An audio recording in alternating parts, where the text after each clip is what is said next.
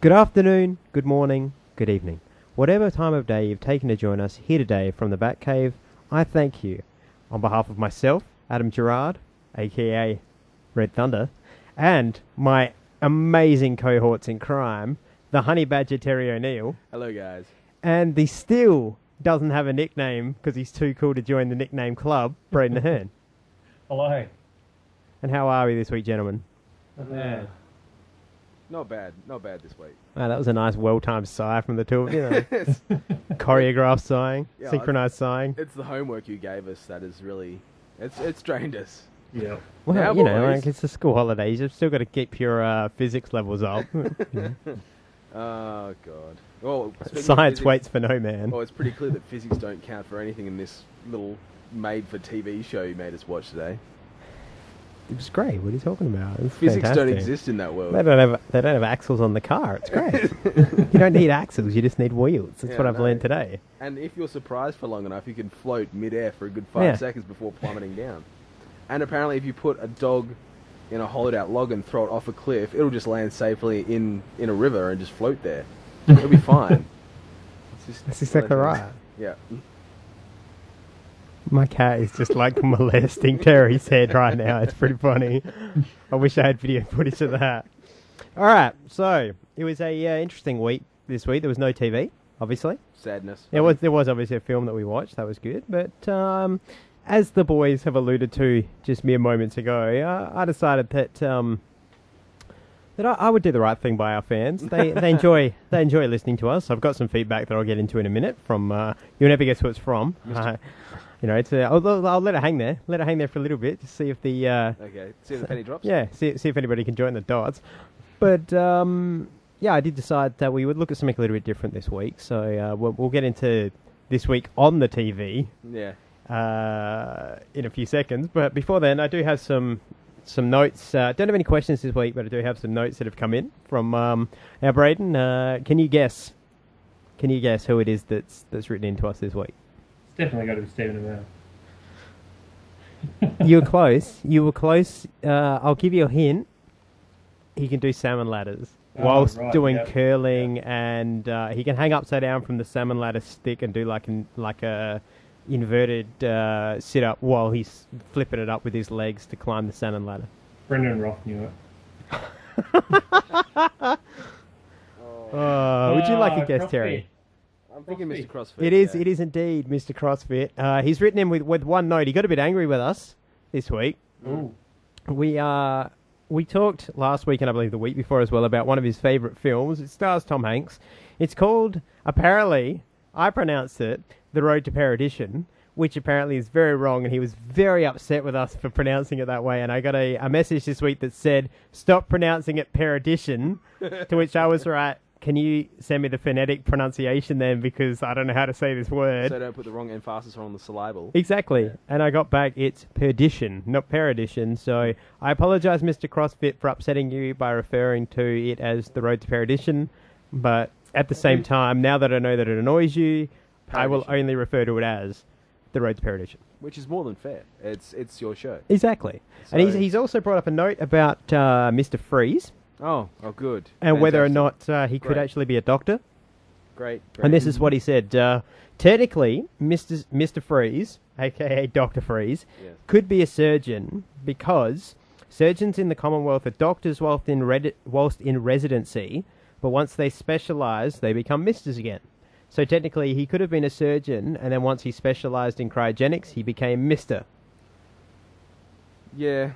I'd hate that deal. That's a bad deal. Theoretically, Yeah. I still think with that much knowledge, he should be Professor Freeze. Yeah. He sounds quite worldly now. Professor Freeze. Professor Freeze. Yeah. Like if you had an Austrian accent, it'd be a nice Austrian Yeah. accent, not something like getting hit in the head with a sledgehammer or something like that.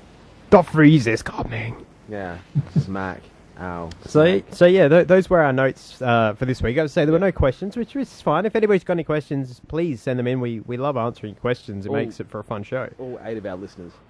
So yeah, well, we'd be up to 12 if we go by our 50% growth Mm-hmm. system. We're up to 12 listeners now, I would hope. Surely, hopefully. I would hope. Hopefully. Yeah, so well, that brings us to the fan interaction for this week. So there won't be any questions, which is fine. I think that this will be a pretty full episode once we actually start getting into it. But we're going to kick it off quite painfully. We'll get a bit later on into some good things, and we might have a chat in the middle just to fill up a bit of space. But Yeah. before we do any of that, let's kick it into this week on my TV. Holy Scooby Snacks! Look, it's Batman and Robin Even the world's greatest detectives sometimes need a little help. to the Mystery Machine. The Cape Crusaders join forces with Scooby-Doo in Scooby-Doo Meets Batman. Look for it soon on video and DVD. Like, wow! Two of your favorite detective teams come face to face with two of the world's most cunning criminals. The Cape Crusaders could never catch us. Loaded with bat action, bat excitement, and Scooby Snacks. Like you wouldn't happen to have a bat cookie on you, would you? This DVD is loaded with extras, like music videos, how to draw Scooby-Doo and the gang and get the picture, games, and more. That ought to sweep them off their feet. Scooby-Doo Meets Batman. You can bring it home to your Batcave soon on video and DVD from Warner Brothers Family Entertainment. This week on my TV, we've got Scooby-Doo Meets Batman, and this was a two-parter that came out on DVD a couple of years ago. It was a re-release of 1970s Scooby-Doo and Batman. 1972, the new Scooby-Doo, The new Scooby-Doo movies, I believe they were called. Yeah, and But this one was the episode, the Caped Crusader Caper. That's the one. Bit of a mouthful there. All right, so basically, one night in a forest, Mystery Inc. team is camping. Shaggy and Scooby-Doo are hungry, as per usual. Daphne asks them to go get more firewood. Scooby-Doo ends up pulling the antlers of a moose. Apparently, they had never seen a moose before. Just then, Scooby and Shaggy... You mean the horse with wood growing out of its head? That's the one. Yeah, apparently that's a moose. It's a moose. Just then, Shaggy and Scooby hear strange laughing. They spot Joker and Penguin taking Professor Flaky. I mean Floki, I mean Floki, I mean Flowly. That was I horrible. mean, fucky. I mean bad jokes. Yeah, into the forest. They end up getting caught by accident by Batman and Robin. Batman and Robin explain that what has happened, and decide to let the Mystery Inc. team, Fred, Daphne, and Velma, are confused at what happened. And Shaggy remembers a cave he saw earlier. Unfortunately, there is a hollow log in the road, and a dryad is screaming at the gang. Yeah, Yeah, that was that weird dryad thing that was Yeah, all it's like, weird blah, flappy arms. and a dryad screaming at the gang, scaring the gang out of them. How did I write this? The dryad is really the Joker in disguise when Shaggy and Scooby end up missing. Fred, Daphne, and Velma inform Batman about what has happened. We then reach a covered bridge. They encounter more trouble. Penguin is under the bridge disguised as a troll.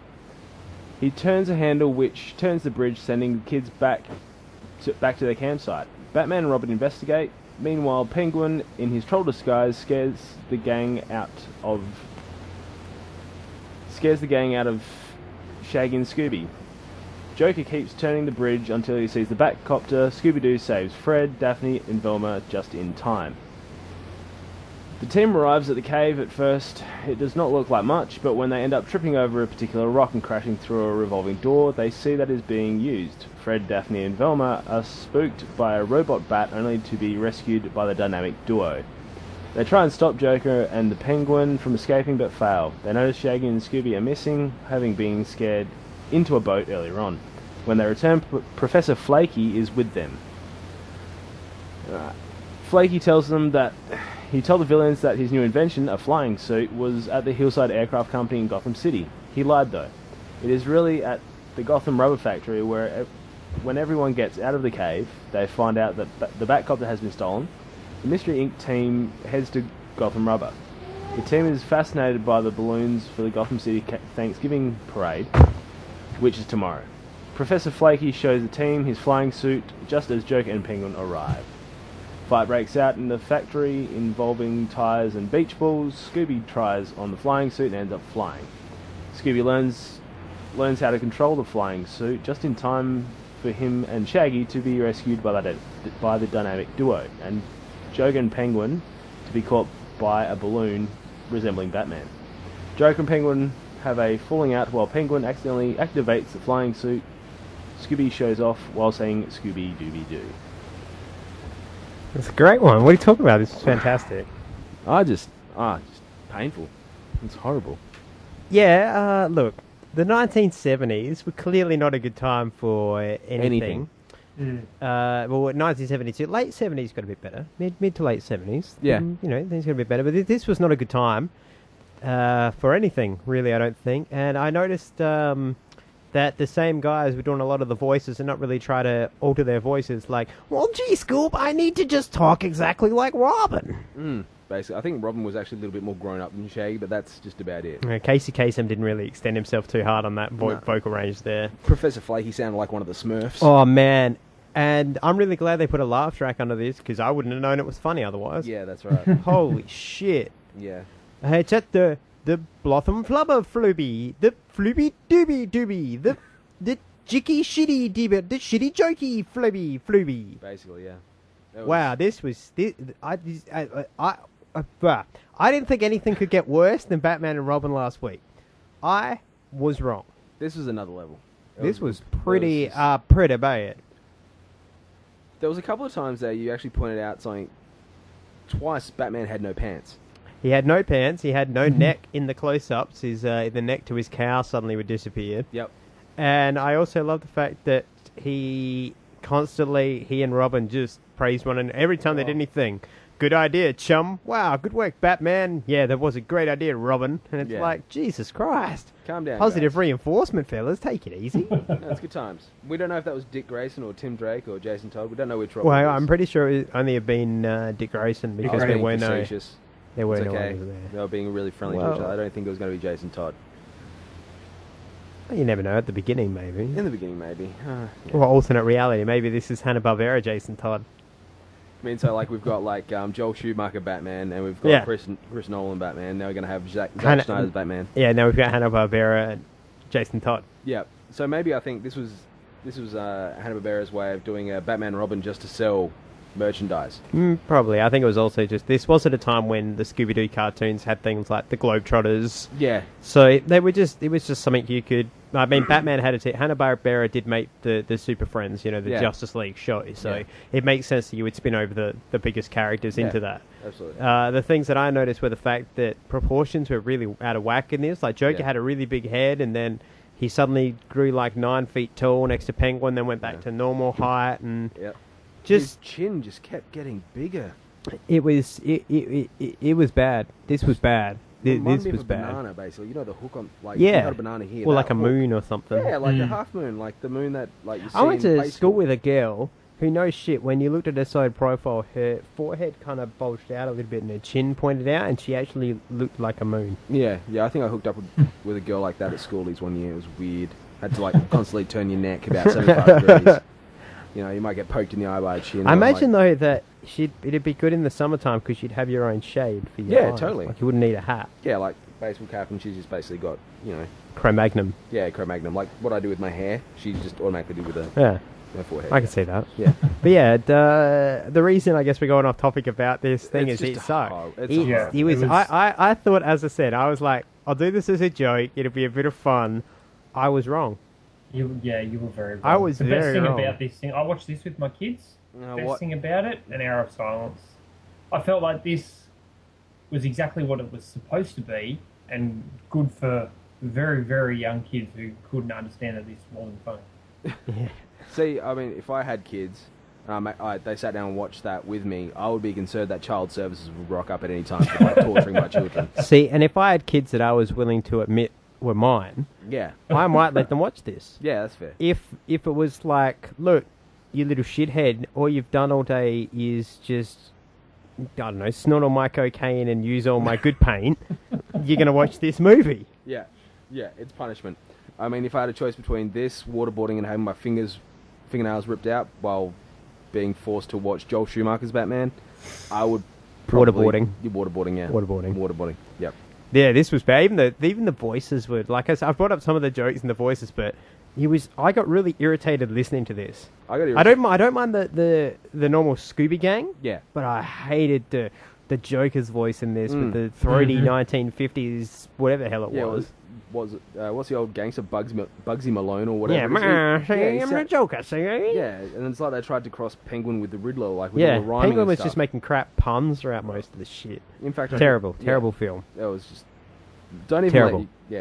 don't watch it. Just if you have it, burn it. Terrible film. Yeah. You got anything else you want to add on this one, Braden? No, not at all. I couldn't even pay attention to it, to be honest. Yeah. Like, I sat there and I watched it, and I just couldn't. Yeah.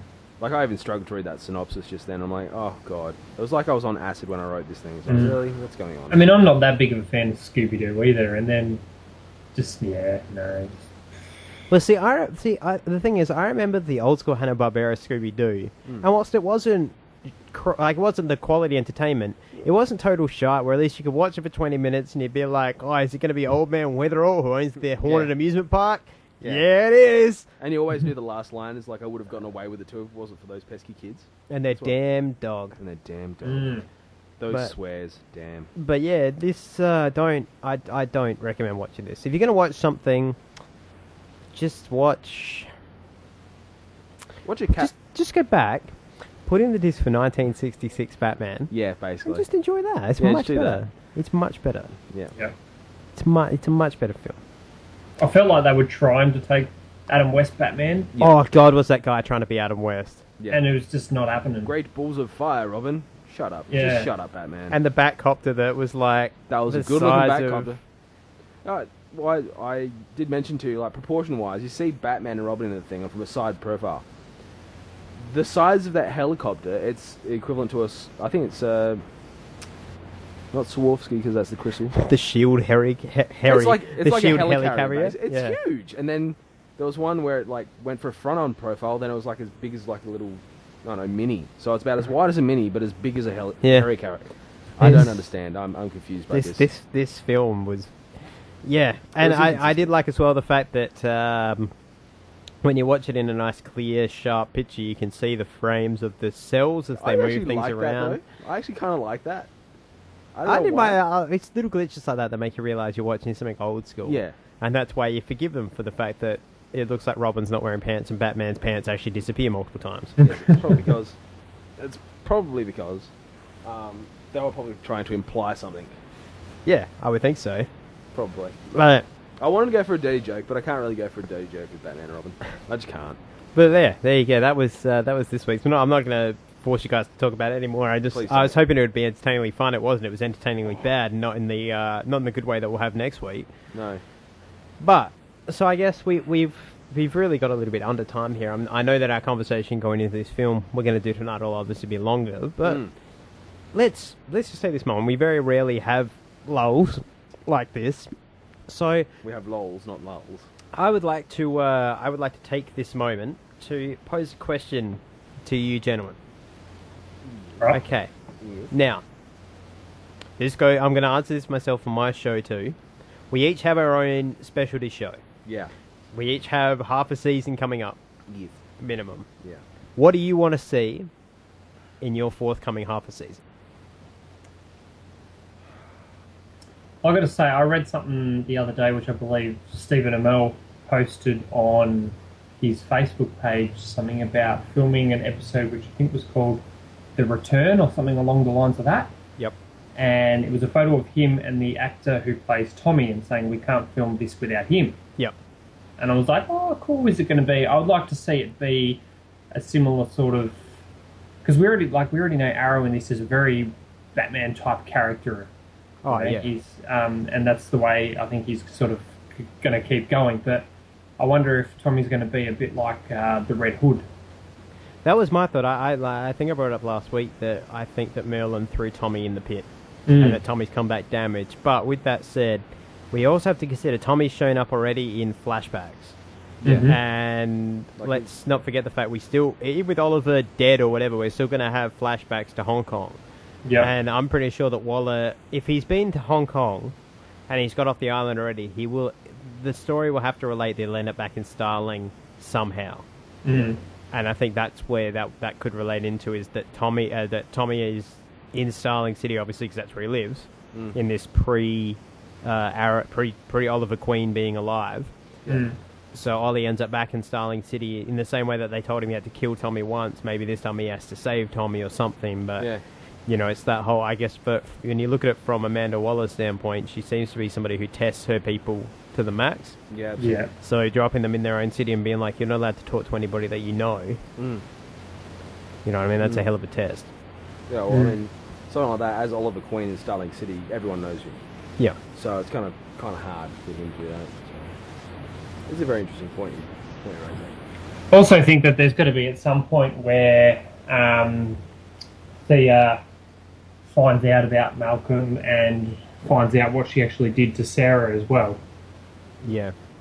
There's got to be some sort of conflict there too, I think. Mind you, I still find it hard to believe that he had her drugged the whole time. Because she's obviously got a lot of memory of her training and fond memories of her father. So to me, it just doesn't... I don't think he had her drugged the whole time, just for that. Just for that particular thing. Yeah, to get her to do that. Still that, You know, but the only part other thing where that could, he that was to sort of me... getting close to him and getting close to her and doing all the training and everything like that. That was probably all, you know, her normal. You know, she was already damaged because, you know, she'd seen her mother die. Yeah, that's right. She found out that they were lying to her about Malcolm, and you know, she was in a very sort of dark place where she felt she'd just lost everyone. She couldn't trust anyone and everything like that. So, and then Malcolm comes and he wants to be part of her life, and he's going, you know, I am your father, rah rah. Yeah, I guess that does make sense. You know, she's vulnerable and she's gone to him, you know, arms wide open, and he's just taking advantage of it, really. So the only questions that I have coming out of that, though, are twofold. One, Sarah's, well, I guess it's a two-part based on the same thing. Sarah's reaction, considering that Malcolm's there filming it with what looks to be a camera phone, and the fact that it's Thea who's there, her reaction of whole, like, what are you doing here is very... I don't know, it doesn't seem to fit with me. I reckon the video filming sort of side of that, I don't think anyone was supposed to notice that. You know, how did they film that? That was one of those things. Oh, yeah. Yeah. The movie, just ignore the old TV movie, just ignore the fact we're doing this. Yeah. Yeah, I'm with you. I want to see Ollie, for your show, for Arrow, I want to see Ollie and the Russian mob. I want some more explanation of that. More Brutler. Yeah, like how he actually got the tattoo, things like that. He's got a lot of scars going on. We need more explanations for the scars. I think we're going to get explanation. Like they're very poignant and show you all of his tattoos and all of his scars. So I think that there's going to be a reason behind each of them. Well, you see some of them happen on the island in season 1. Yeah, but there's a tattoo on his back of like a really poorly drawn dragon or something like that. There's that one. Then he's got the one on his chest for the Bright liver. Yeah. Then he's got that huge scar on his other pec. Yeah, the burn. Yeah, that big burn. I don't think we've addressed that chemical burn yet. Hasn't been done yet, has it? I don't think so. Sure. I think it's actually almost over the Bright liver. Because I know that he's got a scar across his abdomen region from Slade. Yep. And I'm pretty sure some of the scars on his back are from whichever man in the mask tortured him. That's one. Initially. Yep. Yeah, but that wasn't Slade, was it? It was Slade's counterpart. Yeah. But did we ever find out who that guy was? Yeah, I did read something about that. I believe in the comics, they must have done it very different in the show, but in the comics he was like Slade's butler or something like that. Okay. That's weird. No, I read that a while ago. I can't remember his name for the life of me. No, I remember from the show, because they've made Slade an Australian. I don't know if he's not an Aussie. No, he's a New Zealander. He's a New Zealander, but they actually made Slade and... Slade's not a New Zealander, is he?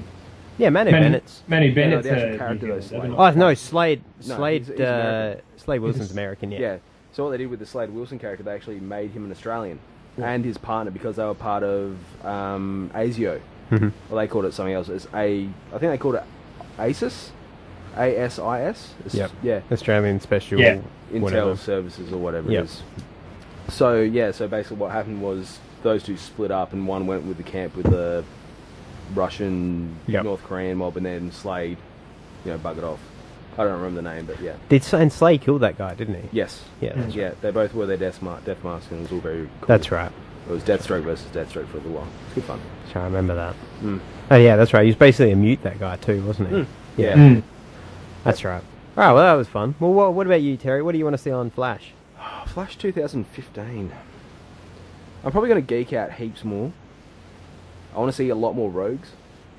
Well, I imagine you will see the first episode back is called The Rogues. Yeah, Return of the Rogues. But I want to see more Rogues. Uh-huh. Like not just Captain Cold, Heatwave. Master. I wouldn't mind start seeing Caitlin go a bit wonky Mm. Well, I think you're going to start seeing that now. with. You had to get Firestorm. Roy to come back before you Yeah. can have any of that. Well, Ronnie's. Oh, somewhat Ronnie, back. I mean, Yeah, yeah. Ronnie's somewhat back. So Caitlin's Well, the starting- Rogues, don't they, Captain Cold and Heatwave kidnap Caitlin in that They do. episode, I believe? So I saw the ad. They do. I don't know the full extent of that. I haven't read any leaks or anything like that to do with it because I actually want to go to that episode completely fresh and surprised. I wouldn't be surprised if Ronnie comes into that episode. And whoops, You know, Mars. save her. Save her. Yeah. I want to see a bit more Cisco as well. Yeah. Cisco's one of those characters where I could actually handle seeing a bit more. Mhm.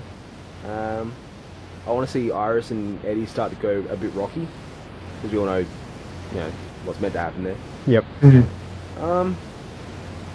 It's kind of one of those things where I don't want to put too much forethought into it because I'll get my expectations up and then if it doesn't happen I'll be upset and I'll cry. Mhm. I do want to see at least 2 more crossover episodes though. I want to see them. I don't reckon you'll get any more this season. I reckon maybe.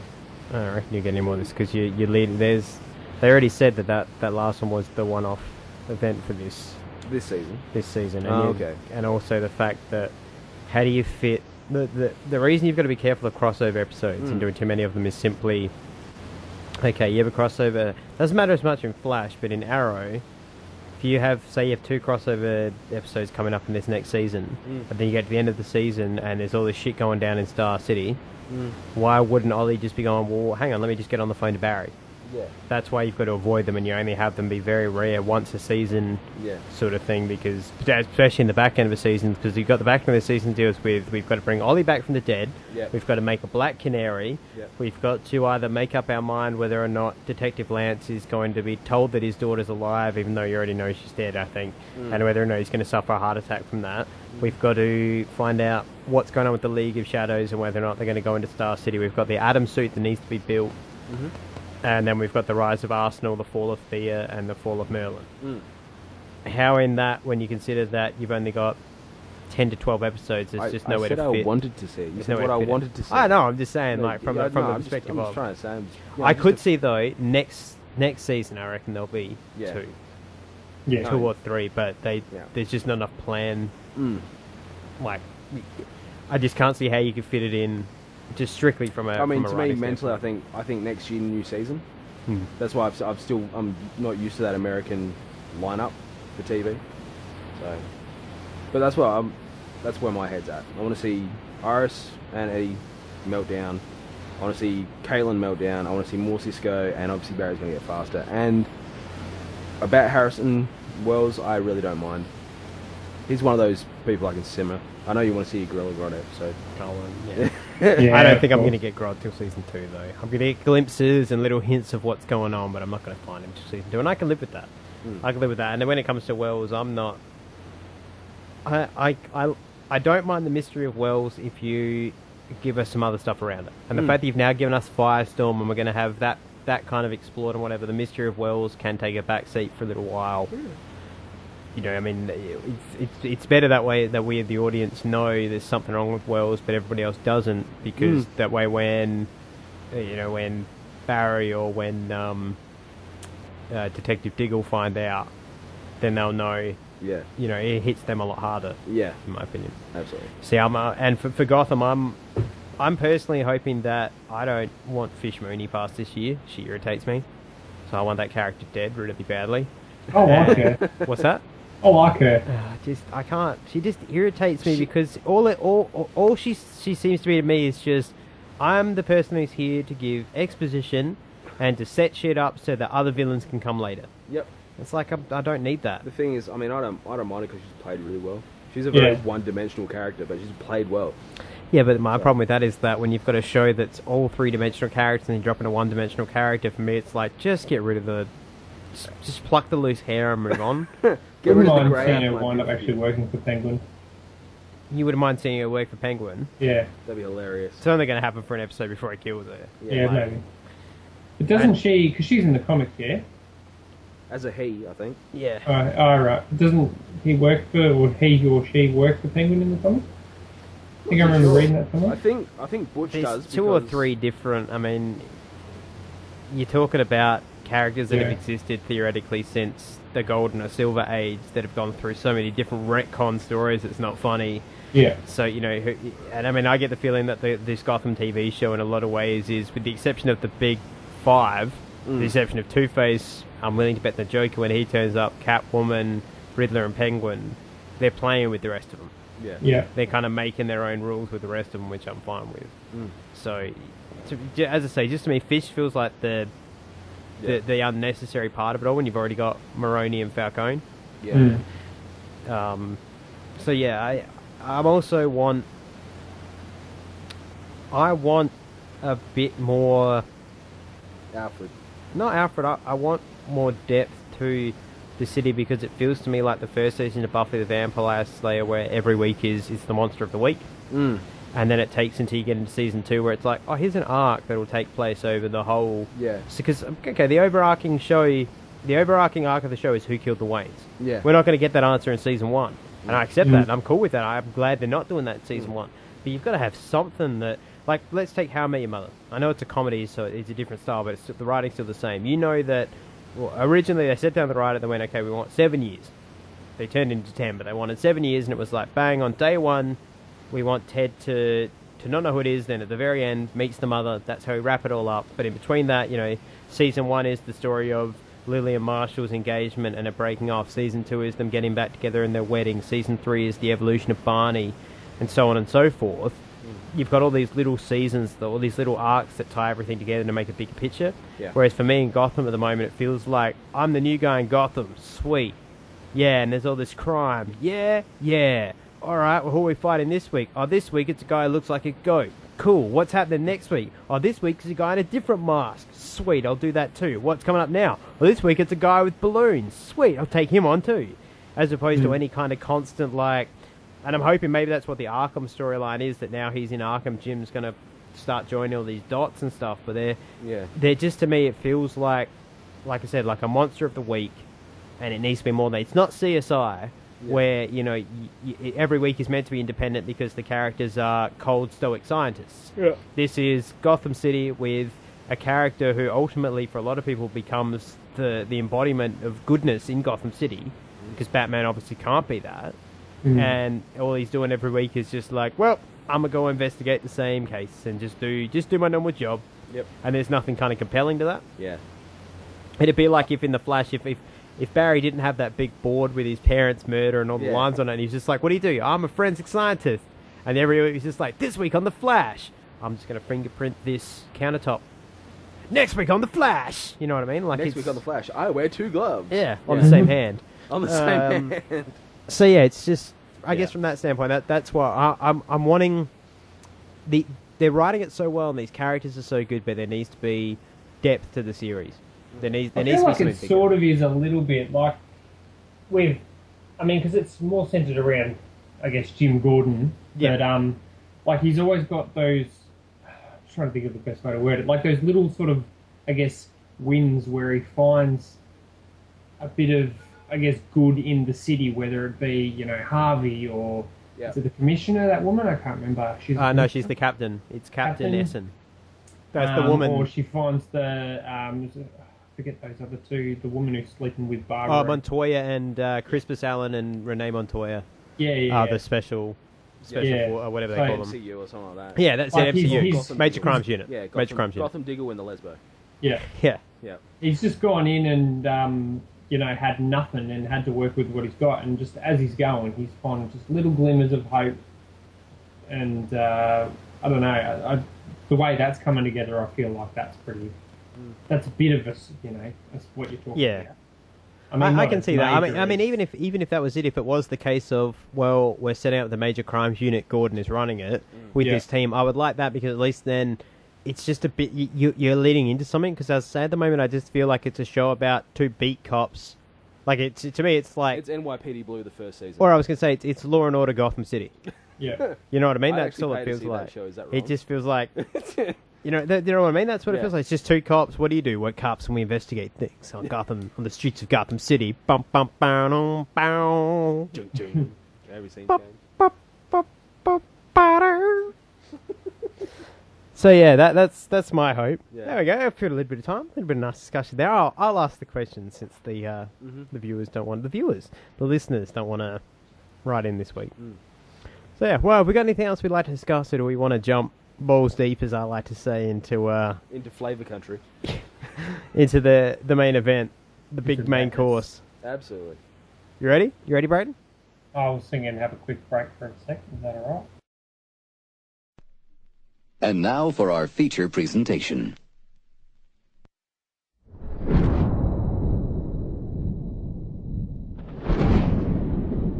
You've changed things. Forever. There's no going back.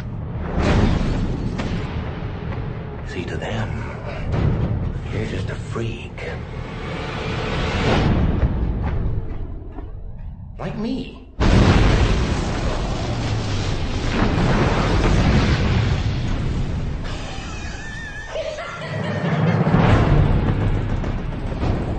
What do we got? Nothing. No name, no other alias. Clothing is custom. Nothing in his pockets but knives and lint.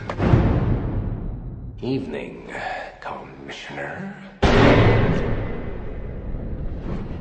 Why so serious? Where is he? People are dying. What would you have me do? Endure.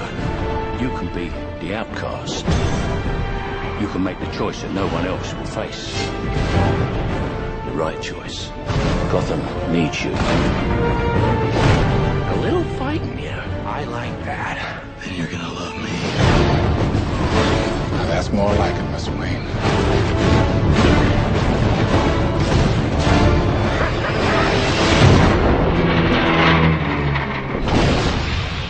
It's all part of the plan. Come on, hit me! Let's put a smile on that face.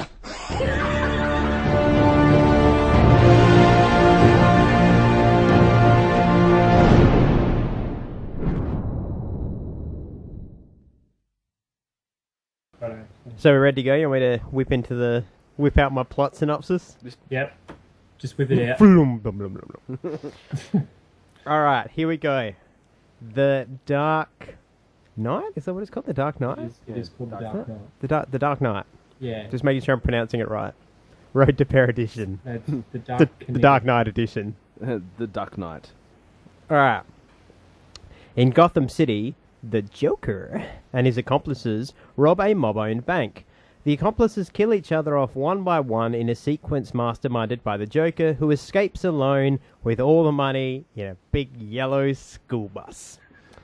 Batman and Lieutenant Jim Gordon decide to include their new district attorney, Harvey Dent, in their plan to eradicate the mob. Although Dent is dating Rachel Dawes, Bruce Wayne is impressed with its idealism and offers to throw him a fundraiser. Mob boss Sal Maroni, Gamble, and the Chechen hold a video conference with Lau, a Chinese accountant who has hidden their funds and fled to Hong Kong. The Joker interrupts the meeting, warning that Batman is unhindered by jurisdiction. He offers to kill Batman for half their money, but the mob bosses refuse, and Gamble puts a bounty on him. The Joker kills Gamble and takes control of his men. Batman captures Lau and delivers him back to Gotham to testify against the Joker and the mob. The Joker announces that people will die each day unless Batman reveals his identity. He then kills Commissioner Gillian B. Loeb and also the judge presiding over the mob trials. He also targets Dent at the fundraiser, but Bruce hides Dent. Gordon foils the Joker's assassination attempt on Mayor Garcia, apparently sacrificing himself in the process. Bruce plans to reveal his identity, but Dent instead names himself as Batman to protect the truth. Dent is taken into protective custody and pursued by the Joker across the city. Batman rushes to Dent's aid. Gordon, who faked his death, helps apprehend the Joker and is promoted to commissioner. That night, Dent and Rachel disappear. Batman interrogates the Joker and discovers that Dent and Rachel are held in two separate buildings filled with explosives. The Joker reveals their locations, and Batman goes to Rachel's only to realize that the Joker has tricked him into finding Dent moments before both buildings explode, killing Rachel and scarring half of Dent's face. The Joker detonates a bomb in the police station and escapes with Lau. Coleman Reese, an accountant at Wayne Enterprises, deduces Batman's true identity and plans to reveal it. The Joker kills Lau and the Chechen, then threatens to bomb a hospital unless Reese is killed. Gordon and Bruce protect Reese, who changes his mind about revealing Batman's identity. Oh, Batman's identity. My apologies. The Joker visits Dent in hospital and convinces him to seek revenge. The Joker then blows up the hospital and escapes with hostages. Dent starts to go after the people responsible for Rachel's death, deciding their fates by flipping a coin. He kills Maroney and a cop who had helped kidnap Rachel. To escalate the chaos, the Joker rigged two ferries with explosives. One is full of citizens and the other full of Arkham Asylum inmates and guards. He then gives the passengers of each ferry a choice to blow up the other before midnight, otherwise both ferries will explode. The passengers ultimately refuse, however. Batman asks a reluctant Lucius Fox to use a citywide tracking prototype device to find the Joker. Fox agrees, but said he will resign immediately afterwards. The Joker dresses up hostages as his men, luring Gordon's SWAT team to strike them. Batman fights off the SWAT team and the Joker's men, then rescues the hostages. Batman apprehends the Joker, but the Joker gloats with that he has won, as Gotham will lose hope once Dent's rampage becomes public. The Joker is then taken into custody. Dent lures Gordon to a building, the same building where Rachel died, and holds Gordon's family hostage. Batman confronts Dent, who judges the fates of himself, Batman, and Gordon's son with the 3 coin flips. He then shoots Batman, spares himself, then flips again to determine the boy's fate. Batman, who is wearing body armor, tackles Dent off the building, killing him, Dent, and saving the boy. Batman then convinces Gordon to frame him for the murders so that Dent will remain a symbol of hope for the city. Gordon destroys the Bat Signal and launches a manhunt for the Batman. Alfred Pennyworth burns a letter written by Rachel to Bruce announcing her engagement to Dent, and Fox watches the signal tracker self-destruct. And that was The Dark Knight by Christopher Nolan. Gentlemen, what are your Bat thoughts? Well, I thought you should have probably had some marbles in your mouth every time you said Batman this time around. I'm saving that for next year. This movie Or next compared to week. the last. Yeah, I noticed that as it went along, it got, like at the start when he was, except for the yelling at the hockey pad ones, which makes sense because it's kind of hard to yell with that voice without making it go. But at the start, he was kind of being like, "I'm Batman. Don't tell me where things are." And then by the end, he's like, "These people are gonna turn out your user, gonna come in here." Pretty much.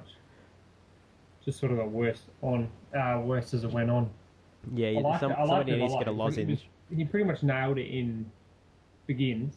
Yep. Yeah. And then, Well, Begins, I thought I brought it up last week. I'm pretty sure I did. I know I brought it up when I was watching it. That it's just a whisper. It's a forceful whisper that makes sense because for that Batman, it's a lot scarier if the guy is... The only time he really loses is when he's interrogating Flash, which makes a lot more sense because he's yo-yoing this dude for information, but the rest of the time he's just kind of like, "I'm Batman. Yeah. And if you come too close to me, I'll put my fist through your face." Yeah. Pretty much. As opposed to, "I'm not wearing hockey pads. Coming in the Joker." Man, I'm peeking my mic out. I apologize to any listeners' ears who I destroyed there. Yeah. I'll make sure to remember to pull my mic away from my Batman impersonations. Well, I've got to admit, this is the best Harvey Dent Two-Face representation on the big screen we've seen in a while. So I'm going to call you to stake on that a little bit. Oh, you know what, bugger it? That's on my notes as well, so I bring it up now. I really like Harvey Dent. Yeah. Harvey Dent, man, in the courtroom where he's punching the dudes out and he separates the gun in the correct SWAT way of how to break down a gun with the clip in between your little finger and your ring finger and whatever else. Well, once he becomes Two-Face, Two-Face is meant to be two guys in one body. Yeah. He's not. He's just psychopath with a burnt face. Yeah, it's not really Two-Face. He's only just become Two-Face. Like, he didn't really get given the chance to get to that stage. He's I guess only halfway there with the whole chance thing, you know? If it's one side, it's you're dead. If it's the other, then... I mean... At least it wasn't, Tommy Lee Jones, and if it didn't land on heads, I'll just keep fucking flipping it. Yeah, that's true, but I'm a big fan of in the comic. Like, one of my favourite comic books of all time is No Man's Land, the massive epic that I'll go into more next week into how it was butchered and castrated by... Anyway, in No Man's Land, there is a moment where Harvey Dent puts Jim Gordon on trial. Yeah. And he drags him to the courthouse, and Two-Face is residing as the judge. Yeah. And he basically calls for a mistrial because Gordon is not allowed to defend himself. Yeah. And he's not a defender, so he's got no right to be a lawyer. Yeah. And so Gordon actually outsmarts him by going, I want Harvey Dent to defend me. Yep. And so he flips the coin, it comes up clean heads. Yeah. So there's actually there's a panel in this comic. It's split, it's 2-page, double splash page. The left side is just the clean face with all the speech bubbles for that correspond to the right side, which has the deformed side and the wicked mental looking speech bubbles for that. And it's him actually arguing a case with himself. Yeah. And it's breathtaking to watch because you get to see that, that proper side of Two-Face that is, the man is still in there who's logical, who's rational, who's, well, Your Honor, you can't look at this and you can't look at that. But then that psychopath that we saw in the film that is like, I'm going to flip a coin, I'm going to kill your kids, I'm going to do whatever is necessary, and nobody will go to Rachel! Yeah. That's still in there. But my problem with this Two-Face is that, like, they talk about how amazing Harvey Dent was, but he's not in there. Even when Gordon kind of submits a plea to him of like, please Harvey, think like Harvey, he's just not being Harvey. Yeah, he's just kind of like an automaton.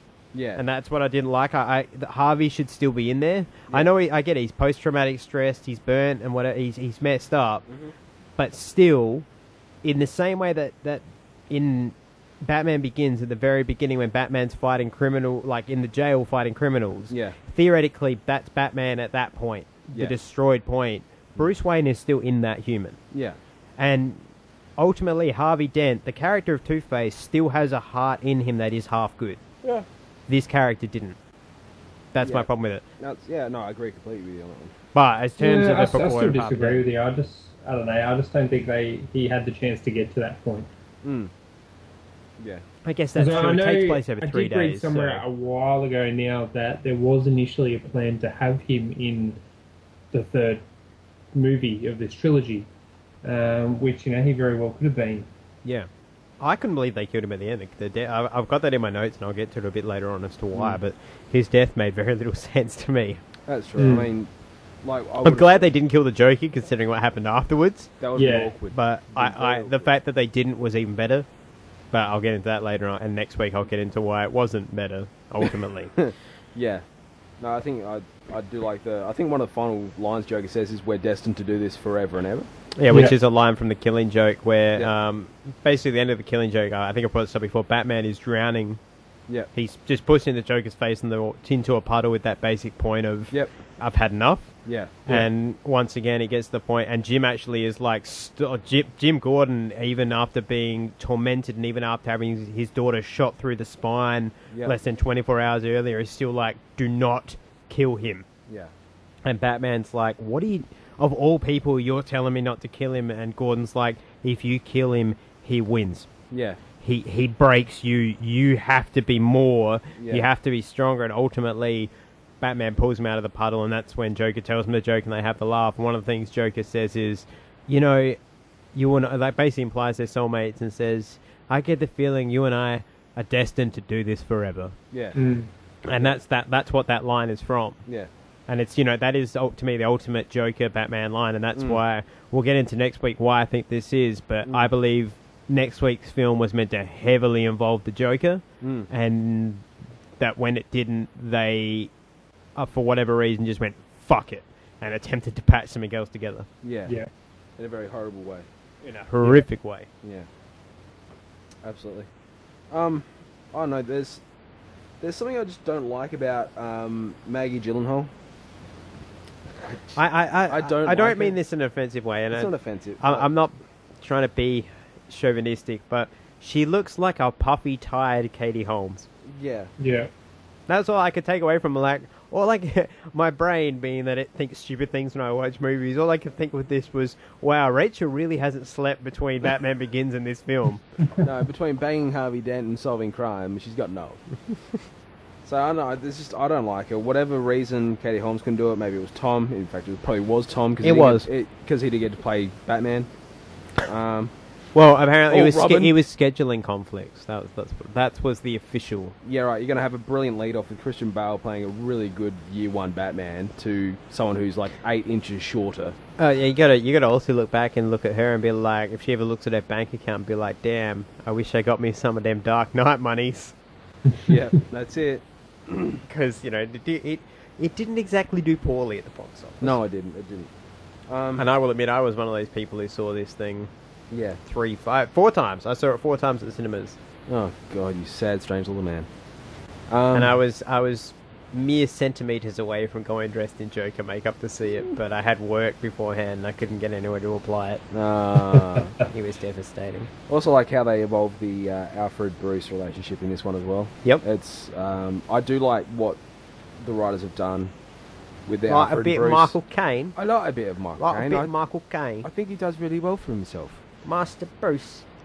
They've obviously played it to a more mature audience where people will get, like, after that amount of years looking after Bruce and Bruce appreciating it, it's going to transcend that butler master-servant relationship. Yeah. That's what I really like. I really like the fact as well that the first time you see Alfred, he turns up and Bruce is stitching himself up and he's like, when you stitch yourself up, you do a bloody mess of it. Yeah, right mess of it. And, and then he proceeds to do it, but they just having this conversation like stitching a dude up is just... Normal. It's just the done thing at 7 a.m. Yeah. That's what I was just like, I'm laughing at that, just at the idea of like, well, what's in the paper today? Could you just hold it for me while I stitch this up? You're useless. Yeah, check my lotto numbers. I can't work for you forever. Drink your bloody juice, will you? Yeah. Do you sleep at all? For God's sake, Master Bruce, you'll have a bloody heart attack. Yeah. All I want from you is to be in power. Oh, wait, that's the third film, sorry. Yeah. I'm jumping ahead of myself with my Michael Caine's. But I mean, it's a quality movie all around, really. This movie's fantastic. It's that nice apex. If the three of them was an example of animals in the wild, this would be the apex predator.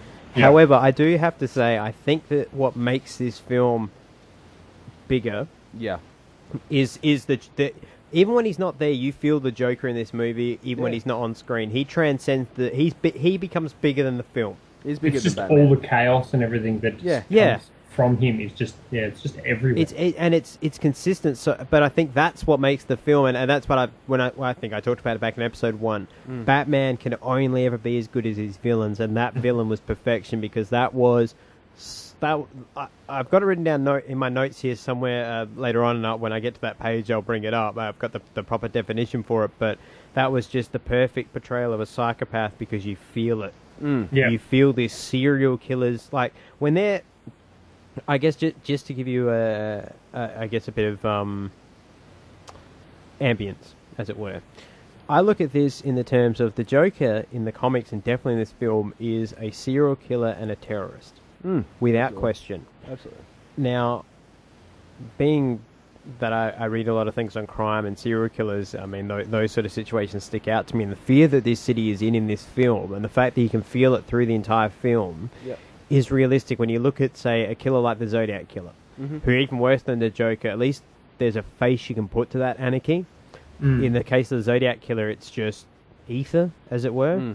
But you've got this guy who's sending letters and killing people. That hangs over the city in a way that, people are afraid to go outside and do question, well, what the hell is gonna happen next? Is the whole world kind of turns upside down, and that's what this film feels like. Is that the minute the Joker arrives in town, Gotham is just shaken upside down in a way that it's never been before. And that I think is what makes this film so great. Is that the first film, Batman was bookending himself nicely with what made him become Batman in the beginning. Ultimately, is at the end of that, if you pardon the pun, ultimately at the end of that film is what makes him Batman and makes him able to win. Yeah. Whereas this film, it's like, oh, that's cool. It's cool you got all that training. Good luck, because I don't make any fucking sense. Yeah. And that that to me was great. Yeah. It is a great film, and Ledger's portrayal is That's just it. it's something beyond. It constantly lives up to the hype. Oh, You know, every time I 'cause- watch it, like this is one of those films where, after 30 times of watching it, let's say, there are moments where you're like, okay, I know this scene, I wouldn't mind skipping it or something like that. But if I do sit down and watch it, I can't skip Joker scenes. You could watch this film just simply for what Heath Ledger's performance, and it's probably as good a film. Absolutely. Might not make as much sense, but it's as good a film. That's the thing. Yeah, I'd probably actually sit down and watch that film where it's just the Oh, Joker. Even if it made no sense, because it will constantly live up to the hype. Because I think Heath Ledger set a huge. Heath Ledger went beyond an actor in that he did. became something else. Yeah, apparently he kept a diary of the Joker's thoughts of all the, how he locked himself in his room. Yeah, Apparently he just kept a diary and just constantly thought like the Joker. And for me, that actually sets a bar to every, not necessarily superhero, but everyone who portrays a villain in a superhero. Villains movie. need to be. It's my basic premise. Yeah, Villains need to be more important. absolutely. They need to be better than they need to be able to be more powerful than the hero, because whoever the dude in the costume is, Yeah, he already has the power. yeah, The guy in the bat suit, the guy with the S on his chest, yeah. shut up. He's already got our money. Yeah, You know what I mean? That suit automatically gives him that presence of Yeah. I am Batman. Yeah. But I think the reason I don't like Man of Steel, for instance, is because Zod, to me, is just so fucking underwhelming. He's quite weak.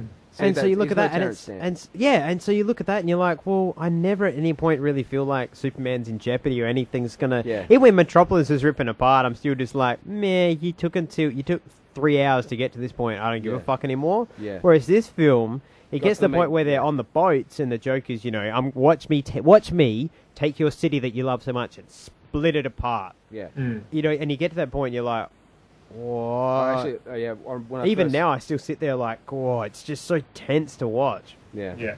First time I saw that scene, I legitimately thought those boats were going to blow up. Yeah. Oh, yeah. I was that sucked into the performance of the Joker and the performance of. But there's no real lackluster performance in this movie. Nah. But it's just my personal dislike of Maggie Gyllenhaal, really. Maybe it's because of her brother, but So I think it's that movie that comes around once a generation. Yeah. And it's just like, here it is, all on a platter. This is what you've wanted. You've waited long enough. Here it is. Yeah, definitely. And then our kids will probably have some YOLO swag Justin Bieber movie. That's it for them. We're like, no, come with me. Let me tell you a story of Mr. Heath Ledger. Come. And we show them that and blow their heads off. Yeah. So Yeah. that's just. I think this is the standard for all Yeah, acting. this is why Jared Leto is not going to be good as the Joker. No. But in some ways, I'm kind of happy about that. And hear me out on this. If he fails spectacularly, No, that. I don't care what he gets love. does. Yeah. Because no matter what he does, people are just going to be like, no. Not as good as the Joker. Yeah. Not as good as Ledger's Joker. Yeah. But whoever comes after him, Mhm. basically, this is our palate cleanser. Okay. Right? So we can Palate be like, blah, blah, got that out of my mouth. Then whoever comes afterwards, you feel like, The oh, movie's going fuck. to be big enough for it to be a palate cleanser, though, I think. You don't think it's going to be big enough? No, it needs to be big. It doesn't matter. It's going to be. Just really think about it. The Joker could be on screen to say one line. He could come on screen and just go "Hardy" and nothing else, and you would still be like, "I'm going to compare that to Ledger's. That was shit." Yeah. Yeah. But that's when whoever's straight after that is Yeah. going to be loving it because we're going to be like, "Oh, at least it wasn't Jared fucking Leto. Yeah. True. Give that man an Oscar. He wasn't Jared Leto." Yeah. Plot twist, it's Mark Hamill. Just fall over. just completely collapse. I Well, want what do we do? Mark Hamill is getting to the age now where he'd be more likely to be able to play Alfred if he could British up. Yeah, I think he could British up quite easily, actually. But At the same time, with the age of Batman and Joker, like if they did it in a literal sense, if they've been doing it this long, he could probably actually do Joker. If they ever did like a thing where there were two timelines or something, that would be pretty sweet. The problem with Kevin Conroy as Batman is Kevin Conroy's a pretty lanky dude. Yeah, he could play. So the you'd have old, to pad him out. Yeah, to either look like Batman. or you do the Batman Beyond thing. Yeah, that's true. You could do that, and that is something I'd pay for. I think you've got a lot of time before they get there because it's owned by Warner Brothers, who don't understand that right. something that happened in a comic can translate and might have fans. Yeah, because they're all like, but to kids. Oh, sorry, wrong. But wrong where is Catwoman? And they're like, well, Catwoman's not in this one. But where is Poison Ivy? Where's Robin? Well, Robin's not in this one either. Robin got killed and is now a bad guy. I don't understand. How are we meant to make the toys? Anyway, would you like to hear my notes, gentlemen? Should I bust out my pad? There you go. Bust out your my pad. maxi pad. Your maxi. All right. The Dark Knight. First of all, little things I noticed. I've made some questions here as to why you think this happened. Yeah. Some things I noticed that annoyed me. Am I going to say because Riddler? I don't know. And also I've just got other things in here that just for my normal shit stirring. Okay. Now, Joker's hair is kind of a dark red right up until he pulls his mask off in the opening bank robbery scene. And then suddenly it's green. Yeah. What's up with that?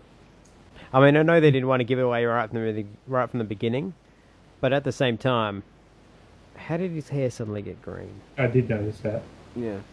Just also, with that as well, when you say he takes his mask off, that mask is the same or very, very similar to the one worn by Cesar Romero in one episode of the very first episode of 1961.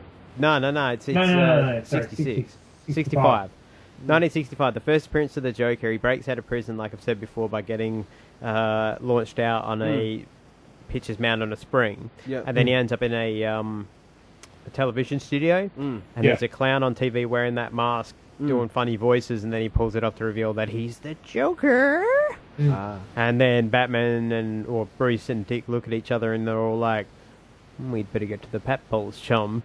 And then they slide down the poles, and they're all like, let's get the Batmobile going. And they're all like, yeah, first of all, let's just let Alfred know where we're going, just in case he worries. Yeah. He worries sometimes. Yeah, I mean, for me, I think it was the effect of when he pulled off the mask, and he's got the guy. I don't know who... I've seen that actor. William Fincher. Yeah. He's been in Prison Break. He's been in tons of... He's in Entourage. Yeah, that's it. Because he's there with the grenade in his mouth.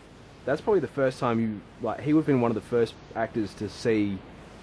Not necessarily, because films aren't shot in order. But at the same time, like, if you want a genuine reaction out of it, pull that mask off and then bam, Ledger's looking like that. That reaction on his face was legitimate. Yeah. It's like... The build-up to it as well was really good, sort of. He went straight into the movie with the bank robbery and had all these different characters. They're like, oh, you heard of this Joker guy? And it's all his own men talking about it as well. Introduced him really quickly and really well, and then you just seen him like that bang, and the whole thing was just... It really set the mood of the movie like, quickly and really well. Yeah. I really loved the technique of putting tying people's hands together, putting a grenade in their hands and pulling the pin. Yeah. I was watching that and I'm just like, damn, that is like, apart from the fact that one of them drop it, you're fucked. That's a foolproof plan. Almost, yeah. Because you are just like, shit, you're not getting a hero in that situation because they're not letting that go. I thought that was really cool. Oh yeah, how does the bank manager... The bank manager comes out with a shotgun and starts shooting off shots, and he shoots off his 5 shots. And then the Joker's buddy looks at the yet-to-be not known that it's the Joker and says, is he out? And the Joker nods, the guy shoots up. The bank manager shoots point blank with a shotgun again, and somehow causes no damage to this other dude. It's quite possibly the whole Gotham thing. Everyone in Gotham is shit at their job. Yeah, even mob bank guys. Yeah. Okay. No, except for Reese, because he's the one person who works out who Batman is. Yeah. That's true. Yeah, don't, Braden, I want to get through this film without any kind of yelling, complications. Don't make me mad unnecessarily before next week. Yeah, I'm just saying. The rage is building. The rage is building. Oh, you mean annoying Reese? Sorry. Yeah. The I one thought who you works meant out bloody Batman is Bruce Wayne. Yeah, that what's his name? See, I haven't John. Yeah. John, I shouldn't be in this film. Yeah, except for Reese with his blonde hair and his plan to. Yeah, Extra- Joshua Hartog. I want $10 million a year. Yeah. Okay, this is another film that suffers really badly from Where Is the Blood? Because the bank manager gets shot in the stomach by what is clearly a semi-automatic pistol, meaning that he got pumped with 3 rounds at least. Mm-hmm. There's no blood. There's no blood in anything. A guy gets hit by a bus, there's no blood. A guy gets shot in the face, there's no blood. There's just no... And it, to me, I mean, look, I understand... Oh, yeah, Joker's head gets pushed through a plate glass window. No blood. And there's no blood. Now, I understand that you want to be... with a pencil, no blood on the Yeah. You want to be a little bit kind of... Okay, we don't want gore, and I understand that, but come the fuck on. You know what's really funny? Yeah, Two-Face is a face that's just all gore. You know what? It's not even the most scary part and the most gut-wrenching part of this film was having Batman drop Maroni off that three floors and the crunch. Break both his legs. It's the crunch. It's that sickening pop. But it's like how getting a chicken epically wing. Batman was that, though? It's just a piece of professional advice. You know, if you're going to trust him, if it's hard, it won't kill him. Yeah, I'm counting on it and drop. Bang! I'm watching that. You're just like, if you've never heard the pop before, if you get chicken wings and they're raw and you go to crack them to put them in the that may be oven, what they did for the Foley sound. Yeah, that's for it. It's like the very tip. You just go snap, and it's all that cartilage just disintegrating. Into Kudos sadness. to the stuntman who took that. Oh, Jesus. Whoever that Christ. was. No, I'd have to be a dummy. It'd have to be. That's ridiculous. Next note. Oh yeah, okay. So Batman turns up, and there's all these fake Batmans in this parking lot and whatnot, right? And they're like, "What separates us from what makes us so different?" And Batman's like, "I'm not wearing hockey pads." Now, here's the other thing that might make you different, Batman. I don't use guns. I don't try to kill people. Maybe go for one of them as opposed to I'm not wearing hockey pads. You know? That was just him being a smart ass, I reckon. Yeah, actually, that was probably him just being. Could have been like, I'm a billionaire and got a Batmobile.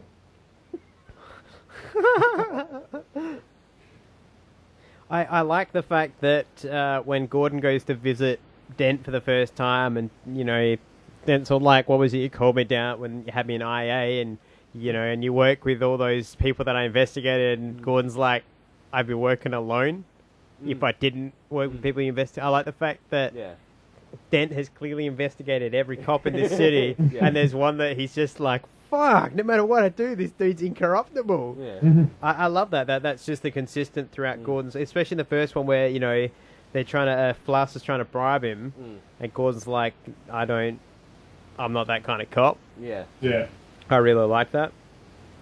Oh yeah, did everybody else love Nico Bellic doing a nice cameo as the Chechen in this film? He wants to go bowling with half his money. Now Joker's bought my money. How will I play darts with my cousin Roman? You'd probably have to take all the shifts at the cab company. Yeah. Okay, so Batman goes to Hong Kong, which is in China, right? Yes. Okay. So that's the most, like, one of the most hardcore imperial, like, don't fuck with us cities or countries in the world. Yep. Okay. So Batman goes there in the dead of night without telling anybody and kidnaps somebody who technically is high up within kind of the Chinese financial business world. Yeah, he owns cops, apparently. Okay. Yeah. And that wouldn't make Batman an international terrorist. That would mean that people from China would be coming to hunt him in Gotham City. Why? Well, maybe this is an intro to Batman Worldwide. I wish instead it's an intro to Batman, make me punch myself in the face because it's more enjoyable than this shitty third film. But I'll get to that next week. It's okay. So at the press conference, and Harvey Dent's all like, why does Batman have to reveal himself? And all these cops are like, no, yeah, we don't want any more dead cops. And I kind of look at that, I'm like, so to make sure I've got this right, you want Batman to reveal himself because you guys are doing your job. I'm pretty sure at some level it's an occupational fucking hazard. If you live in a Gotham where it just seems like nothing but psychotic killers live, and huge amount of mobsters live, Yeah. you're gonna get shot. So, isn't that...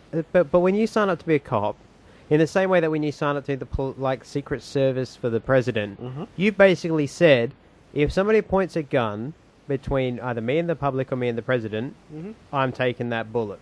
Yep. That is my responsibility to take that bullet. And now this guy is complaining because a guy has come to the city and there's a dude attempting to actually do the cops' jobs, and they're all like, "Yeah, we don't want to do our job. I don't like Batman because he makes me work. Yeah, I'd be doing my job anyway, so I'd like to get rid of him, I guess."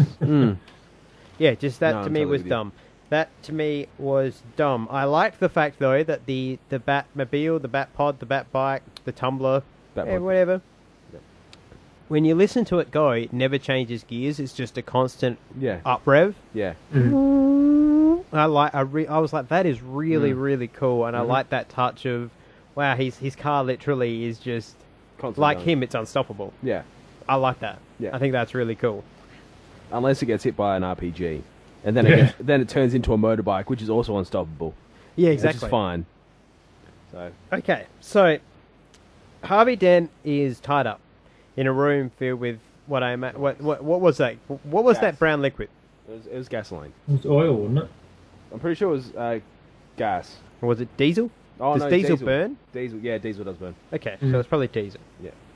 Well, at least we know that further proves that Joker probably doesn't like to spend money. He went for the cheaper option, diesel. Yeah. Yeah, it's not so much diesel's cheaper, it's just more bang for your buck, generally. Okay.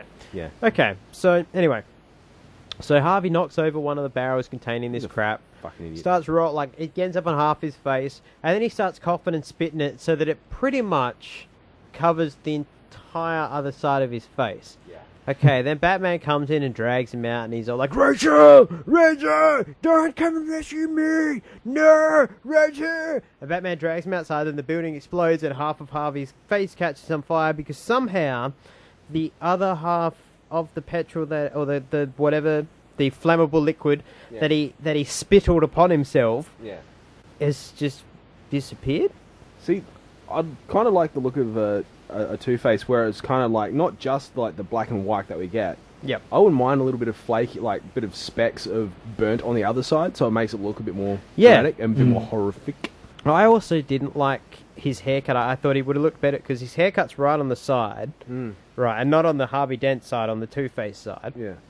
And then when his face gets blown off, it's just kind of sitting there. But I was like, well, if he'd had a slicked back haircut or a center part or something, when his face got blown apart, it would have made, to me, I would have been okay with the fact Harvey's still there, had that side still had slicked back hair or something like that, because it shows you that side still kind of cares about himself. Yeah. Even though the Two-Face side is the dominant side now. I don't know, maybe I'm just crazy. Hey, here's another question. Bit of both. So Harvey's left side of his face in this film gets fucked up. Yes. That's the burnt side. Why is his eyeball undamaged? Wouldn't it be red or a little bit fucked up or something? Not like a white pupil almost, like a faded and all. Yeah, like just I munted thought it would somehow. have been completely dried out, considering you can no longer blink with that eye. Yeah. Well, just something. Well, like maybe bloodshot his hair. Maybe or he's got something. leather and lace somewhere, just giving him eye drops. Yeah. Drew Barrymore rocks up every while, just apply some eye drops. Just something that I couldn't... Just going to shoot your son, but hang on, just eye drops. Just something I couldn't work out. All right, yeah, here it is. The Joker in this film is perfect. Heath Ledger nailed the charming, like they took... I've got it written here and then I'll explain what it means. He's a charm-driven, attention-seeking psychopath. So basically, he's psychopathic because he has no concern for himself, as is obvious by putting a gun in Two-Face's hand, putting it to his head, and being like, okay, I'll give you... If this coin lands on the black side, you can shoot me in the face. That's psychopathic. He has no care about anything or anyone. Right? They're just all pawns. But at the same time, he's very charming and he's very kind of... manipulative. Seductive in a way. In a chaotic way and in a crazy way, but he's still... Like, they talk about how the nutbag that has Rachel's badge on him. He's the one that Yeah, draws and they talk about this as the kind of brain that the Joker can easily brainwash and manipulate and those sort of things. And he's got thugs and stuff, and I like that because for this Joker it makes sense that he is that kind of cult leader. Yeah, almost. He's mental, Yeah. but he's that extremist, almost. I don't want to draw parallels to modern day, but you look at, I'll use the Taliban because they're not as bad as some of the current situation. Some of those leaders, for instance, Bin Laden can inspire people to do ridiculous things, even though he's clearly psychopathic. Yeah. And he's also clearly attention-seeking because everything he does is on a grand scale to get publicity and make sure, he sends videos to the public. It's more than just getting Batman's attention. He wants attention from the public as well. So, it's very clear that he has these three distinct types of personalities, but he's very clearly psychopathic, and I like that because when you go back and look at the last film, Raz isn't psychopathic. No. Raz is sociopathic, Yeah. but he's not psychopathic. And I really like that. And I think that may be another reason why I'm kind of upset about the Harvey thing, because Harvey isn't a psychopath. Yeah. Harvey is a sociopath, a hardcore sociopath, but not a psychopath. Yeah. Whereas the Joker is the psychopath. By the fact they're both psychopathic, it kind of waters down Two-Face a lot because it's like, I've got Mega Joker and then Joker Light. Yeah. Yeah. Yeah. So, Yeah. Full blown and low carb.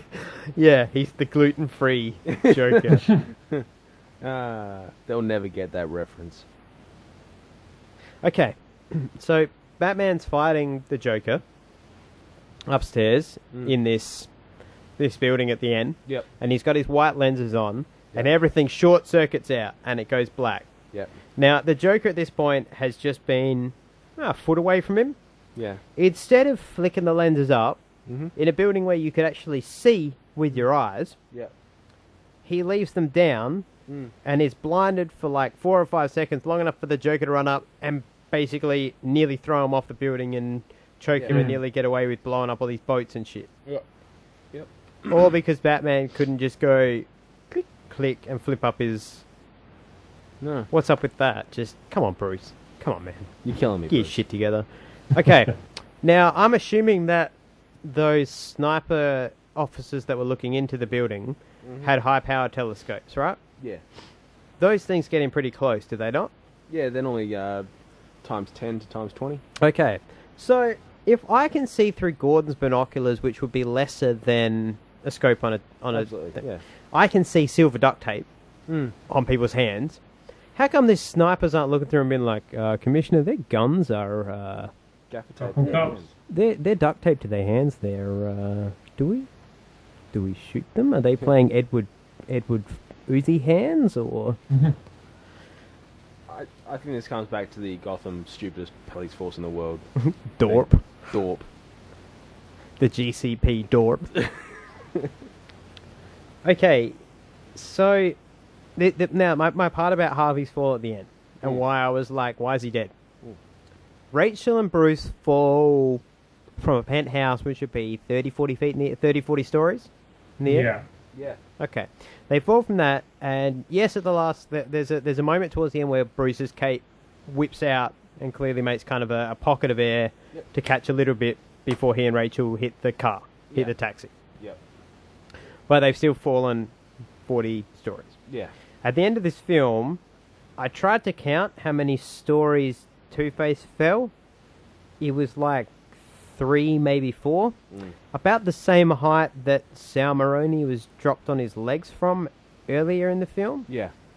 Why is Two-Face dead?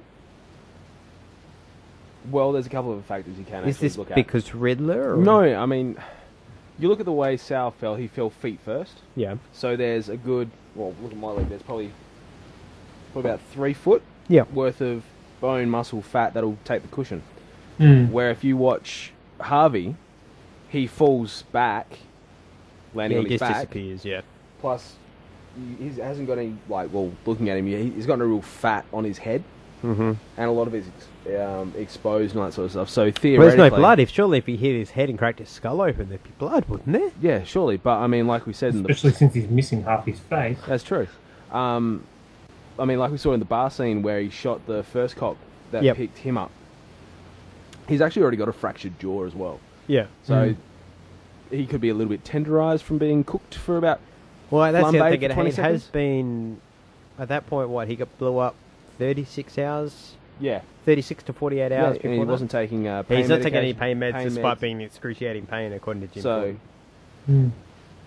Oh yeah, Or it's it could just- be because for of me the it was Riddler. just one of those weird things because he still fell this like I know they kind of fell sideways and I know Batman's wearing armor and things Yeah. like that, but yeah, it's just one thing that stuck with me where it's like it's still only 3 stories. You know what I mean? Like it can still hurt. Like it still hurt. And I expected him to be if they were like Harvey Dent is in a coma Totally. and on life support. Yeah. He's got a tube in him. Yeah. I'd be like, yeah, that's believable. Yeah. But just, I don't know, it just felt like it feels like that whole Batman 1989 where what do we do at the end? Well, we got to kill a villain. Yeah. It's not America unless we kill a villain. I mean, next movie you get 2 villains dead. How many fucking times do I have to tell you not to bring up the next movie? What? What next movie? What about the next movie upsets you? Fuck's sake. It's cinematic masterpiece. Okay. And my final note for this one before I get into my notes about who is my man of the film and things like that. That's right, I forgot about the man of the film. So, Jim Gordon at the end does his whole, like, we have to hunt him, we have to chase him because he can take it, because he's Batman. Yeah. And then he's like, he's destroying the bat signal. Make sure to light it up Yeah. before he destroys it. Dramatic effect, you bastard. What it is dramatic effect. Get over it. The next film's full of dramatic effects. You don't appreciate dramatic effect. I don't think you do.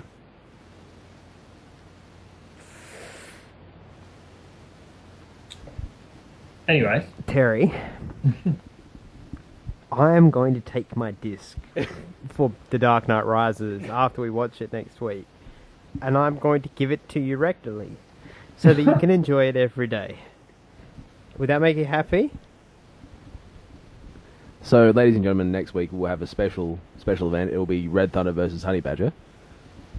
And next week I'll have a special event where me and Braden are the only ones here, and I'm like, Terry wanted to join us, but he's at the hospital at the moment having The Dark Knight Returns Blu-ray removed from 6 inches inside his sphincter.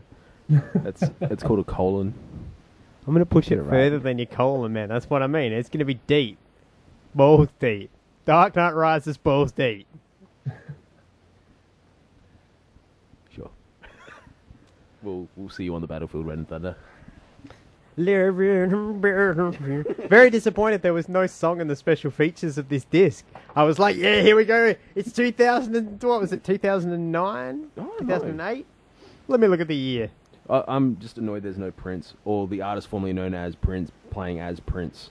2008. It's I couldn't actually watch this on my Blu-ray because fucking Batman and Robin.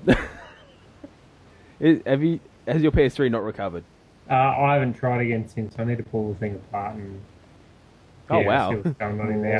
So when it's catastrophic... literally it's proper fucked. That sounds like it's time to get a PS4 to me. Wow. Yeah. They're great. All right, now just because I like to give you guys the budget and the information for that. Mhm. The budget for this one was $185 million. Yeah. I believe this is the worldwide box office. May well just be the American one. I don't know. Yes. What do you like to take a punt at what you think it was? Tree Fitty. 280. $1.005 billion. Yeah, that's worldwide. That's well done. It broke $1 billion. Yeah. This, I mean, and it broke $1 billion because of Heath Ledger. Let's not. Let's be honest. If there are people listening to this podcast who haven't seen this film, Get out of the rock. just what? Why are they inside Dwayne Johnson? That seems like a very odd place to put somebody. Is he all just Sorry, I meant like, to say oh, get- no wonder I thought something I was cooking smelled. It was this person inside of me. I meant to say get out from under the rock. I see. Whatever rock that you've been hiding I'm just now under. picturing the rock is just like you unzip him from the back and 3 of your friends just pop out. It's not Ryback. And they're all just like, should we watch The Dark Knight? I haven't seen that. Neither have I. I've been inside the rock. Anyway, if you haven't seen this film, just unzip yourself from inside the rock and go out and see it because it really is fantastic. Yeah. It's if you only see one Batman film, see this. Yeah, it's no rises, but it's pretty good. This trolling will not be tolerated. So What trolling? I'm being dead serious. So yeah, that brings me then to my notes on this film. Let's get into the. I guess we've dissected and we had a bit of fun with it. I just got one question before you do that. Yeah. Do the people of Gotham have to pay more in insurance in the same way that people who live in areas with high risk natural disasters like a Joker tax. Well, just a Batman. I was going to say Batman's blowing up the cars more than anybody else. Bat tax. Yeah. No, if your the car Joker was tends to destroyed blow by- up government by Batman. vehicles. Yeah, that's true. He's considerate like that. Yeah. Yeah, It's you've just raised that, a very valid point there. I would think He so. destroys a lot of shit. You get your invoice in the year. Fuck, back taxes. going Mind up. you, though, How's that part where I do think you I- see the two kids in the car and they're pretending to shoot the other car, That's at least and then 100 you see he starts shooting at all these cars, but he doesn't shoot at the one with the kids in it. Thank God for that. Well, I imagine that his screen probably had a little sensor so he'd know what was coming up. But I actually remember in one of the comics, there is Wayne Enterprises actually has a fund. There is a fund that is put up so that if your shit is destroyed by Batman or a criminal, you go in there and they're like, here's your check. There is another massive hint for Gotham PD. Who's Yeah. Batman? Rich white guy? Bruce Wayne supports it because he believes that Batman is good for Gotham, but he doesn't believe that people should be punished for collateral damage. So it's basically him going, sorry. It's him fucked basically up. being like, well, our government sucks and I'm kind of rich and I piss my money away anyway. You want some? Fuck it, you want some money? Here, have my money. I imagine it's like in The Simpsons where Skinner's got the budget and the rubber Yeah. stamp. Yeah. And that's what happens. You go into a room with Bruce Wayne. He's like, what do you want money for? Batman blew up my car. Approved. What do you want money for? Batman blew up my car. Approved. What do you want money for? I found these plans for the Tumblr and I want $10 million a year for the rest of my life or I'm going to go to the media. And he's all like, denied. And the next thing he's all like, more rubber stamps. Well, too bad if you live in Metropolis then. Your insurance is going to be high. 'Cause No, Metropolis, Oh, it doesn't matter Metropolis, anymore. Metropolis is just starting afresh, I think. Yeah. What a... Oh, let's not start about that. Let's not fire up that film. We will have to watch that film Yeah. later on anyway before we get to Superman versus Batman. Hello. But yeah, no, in terms of naming a man for this film, and in terms of just overall this film in general, Are you going to go the obvious choice? no. Good job. There's a few things that I took in mind. I sat down and this time I watched this film for a different reason. I was watching this film because I obviously know what happens in this film inside and out. I decided to watch it to see who in Gotham is actually because they present you with a few options, but there are 4 to 5 people in Gotham who actually could possibly be theoretically the White Knight of Gotham that they all talk about. Yeah. There's not Batman, obviously. Bruce Wayne theoretically could be one of them. Rachel Dawes could be one of them. Jim Gordon could be one of them. Alfred Pennyworth could be one of them. However, none of them are. There is one person in this film who is completely selfless and who ultimately only cares about the greater good, and he gets my Man of the Film award, and that is Mr. Lucius Fox, Morgan Freeman. Absolutely, yeah. Because to me, in a film that is filled with, you see how much corruption there is in Gotham. That end bit where he's helped this guy, he's built him a Batmobile, he's defended him, he built him a suit so he could do things better, and it gets to that end part where he's like, this is wrong and this crosses my moral boundary. I will help you do this because the bigger threat of terrorism is here, but I will not be a part of this. This is not what we're about. Yeah. This is not Raven, this is not Batman. This is not happening. Yeah.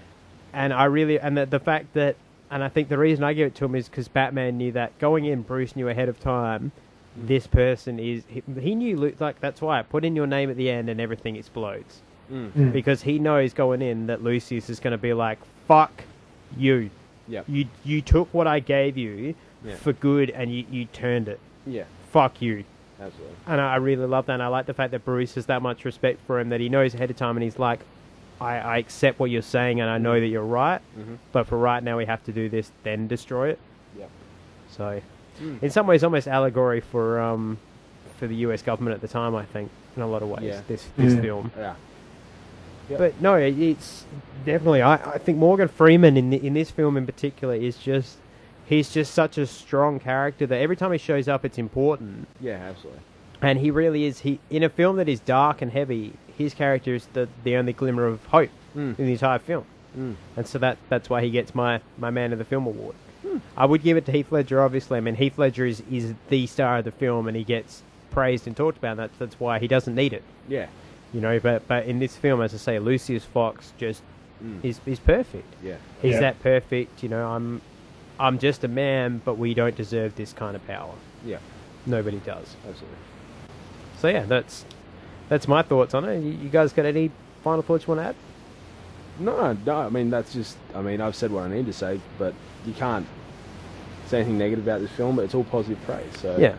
Sadly, I think we're becoming that group of people that agrees on pretty much. Oh, not going to happen next week. And I guess there's one other thing I do want to touch on. Sorry, I actually don't love Rises as much as there's one thing I did forget to touch on, and that is that this film also, we talked about it a little bit earlier. This film once again continues the tradition of portraying Alfred right, with that whole no matter what, he will not let Bruce down or leave his side.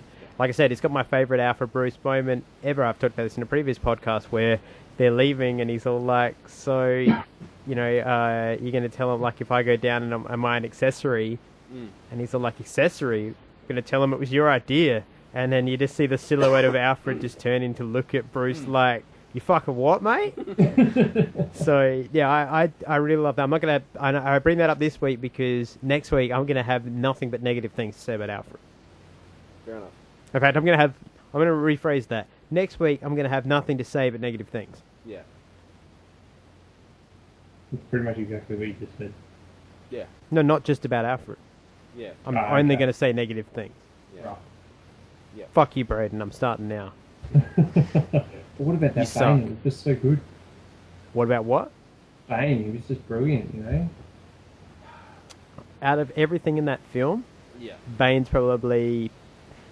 60% of Bane. There's 60% of Bane I like. Yeah. There's 60 I don't. See, I'm actually going to go home, and when I go home, I'm going to watch it and actually write out some decent notes.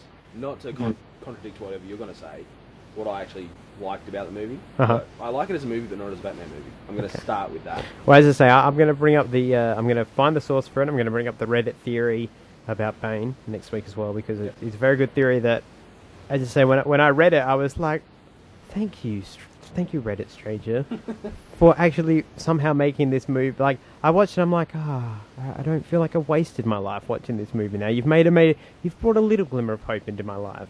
It's still Batman and Robin shit, but it's a glimmer.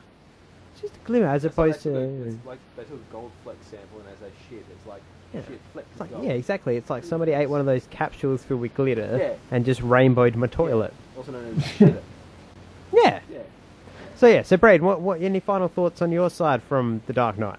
No. It was a great movie. Yeah, loved it. Yeah. Go see it if you haven't. And if you have, go see it again. I did, one other thing, I forgot to bring this up earlier in my notes. I did love the fact that Joker gives them his card, which is just a Joker card, but doesn't have a number written anywhere on it. Give me a call. It's literally just a Joker card, and how can they call him? Yeah, walk around the city of Gotham going, anyone seen this dude? This dude? And I obviously love the fact that the car that he blew the judge up in, clearly the boot was filled with Joker cards. Yeah. Like, this whole film proves to me one thing, and that is that the Joker is a liar, because he tells different stories about his scars, but he constantly says, I don't have a plan, I have a plan, and it's all fucking planned. Yeah, well, that's the other thing with Harvey Dent and Joker. I don't know if you noticed this, Braden, but someone took a still of it when Joker's got Harvey's hand holding the gun to his head. Yeah, Joker's finger is on the hammer. Yep. The whole time. So it isn't up to Harvey at all. He can pull the trigger as much as he wants, but it's not going to go off. So, yeah, he's one of those headache characters, basically. You know he's lying to you constantly. Like I said, he's the charismatic, charming sociopath, the Ted Bundy type, where it's like, how did he get X number of women in his car? Because he's really good at confusing you and almost hypnotizing you. Yeah. You know, I guess he's probably more Manson-like than Bundy-like. Yeah. You know, that ability to just confuse people and brainwash them into seeing things from his perspective. Yeah. Because he's an agent of chaos. Introduce a little anarchy. The one thing I did find disappointing was the fact that none of Joker's men had uniforms. They had masks. They all had little emblems though. There's no. There wasn't a purple copter or any of that sort of shit going on there. I'm surprised Bane didn't have that shit in the next film. But yeah, no, I You can't really have enjoyed this Reckoning film. without a good logo. I really enjoyed this film, and obviously he gave us an amazing piece of pop culture that will live for the rest of our lives. That is simply, why so serious? Yep. So, yeah. So I think that about wraps it up for this week. The happy 10th centennial episode. Congratulations, Yeah. guys! We made it to 10. People said we wouldn't make it past 2. You were wrong, Terry. We made it to 10. Cool. So yeah, here's to another 10. Do it. Hey, more? Yeah, no, we'll probably change subject after the next 10, so yeah. No, it's still Batman. We're still from the Batcave. Yeah. We're in the Batcave discussing all things DC. So, I know, that's... This is the Bat. You're currently in the Batcave. Right now, we are in the Batcave. To be honest, it's a little underwhelming. I'm in my bedroom. No, you're the Oracle. We've discussed this. You Skype in from your watchtower, and you underwhelmed by the Batcave. How dare you? How dare you? It had the Batcave has an attachment to it with a damn near 120-inch screen that you sit and play Far Cry on for hours with your fucking eyeballs drying up because you don't want to blink because you might miss a frame of the game, and you're going to give me shit about the underwhelmingness of the Batcave. No, you said this was the At least yours Batcave. This is is all the bro. So, you're talking... Bro, Bruce's Cave Hold has on, no. Bruce's Cave has the armory section, then it has the arsenal, as Knox would call it. Then it has his section with his capes and shit. Then it's got Alfred's little section where he makes tea and coffee. Then it's got the bat computer. Then it's got the part with the boat. Then it's got the waterfall. Then it's got the levels with the planes. So you're it's telling more me- than just one flat you're level. It's not. You don't just go and he's been like, "This is my 3x4 bat cave. Here it is, 3x3." Well, this is rather underwhelming. Well, yeah. Well, you said It's this not a was cave. and you gestured to this room. Is the door open? Does Oh, it look God. out into the other part of the room? Yes. You know Okay, what? Fine. I will ban you from the Batcave if you keep this shit up. Alright. I will ban you, sir. And I You will give you won't. no Far Cry. And you'll be forced to do this podcast at home, constantly running back and forth to open doors and let dogs out. No, well, at least I won't get molested by your cat. Exactly, you'll miss out. See? You're just listing things you'll be missing here. I don't see what your point is. I don't know. Well said. Well said. But no, how dare you insult the Batcave, sir? How dare you? But yeah, well, Okay. I think that brings us to the end for another week, yeah? Yeah. Yeah, I think So, recommendations. Do people watch The Dark Knight? Yes. What rating do we give it? 11 Which one goes all the way to 11? out of 2. That- It's that good. It's that good. What do you give it, bro? Yeah, it'd be up there. Be pretty close. I'd give it a 9.8 out of 10, I reckon. 9.8? That's what I was going to say as well. Yep. 9.8. It's my second favourite film of all time. Behind Rises. I've seen many lists of, top 10 movies and whatnot. And I think I watched one recently. I think it was done by Screen Junkies on YouTube. Yep. And they did a vote of Christopher Nolan's best movies, and this one was the one that won it. Number one? Yeah, it would have to be. Yeah. What came second? I think it was Inception. Oh, really? Inception I think Memento? it was. I can't from memory. Yeah, people don't watch Memento because it's Memento's amazing. it is, but it's too hard to follow. That's why people don't want to watch it. Yet they could follow Inception. Memento for me was more of a head fuck than Inception. Oh, well, Memento made sense. Yeah. Memento was just two timelines one running backwards, one running front. Inception was like, we're in a dream inside a dream. Maybe we're in a dream. Am I in a dream? Is this a dream? Is it not a dream? Is my top spinning? Is it not spinning? Dream? Dream, not dream? Dream. Dream? Not dream, dream. Not Anyway. Dream. Way off topic. Way off topic. Not dream. Where were the other drugs going? So yeah, that just brings us to the end of this one. We've got to look next week to look forward to another episode of Scooby Doo and Batman. No. But we also will have another surprise coming in, which you will hear next week. I don't want to spoil it. The boys know, but we don't want the fans to know. We're not give away too much. So I forgot what it was already. You're doing well, Braden. So yeah, there's a big surprise coming in next week, and obviously there's going to be a big pile of shit with The Dark Knight Rises. Except I will obviously be loving it because not only will I get to do me Michael Caine and Master Bruce and make fun of how shit I was in this movie, but I'll also get to attempt my Bane, which by memory was just simply, I'll be able to perfect it next week after listening to the near 3 hours of the fucking film, but by memory it was just simply, you do not make any noise with your throat, and you talk entirely... Oh, damn it, nah, hang on. No, brother, they respect one of us in the wreckage. When Gotham is in ruins, you have my permission to die. Oh, that wasn't too bad.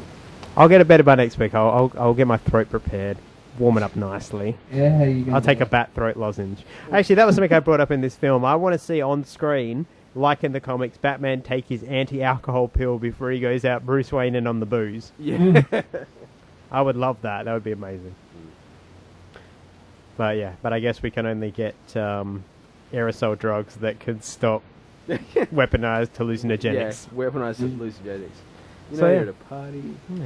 People start handing around the weaponized hallucinogenics. Mm.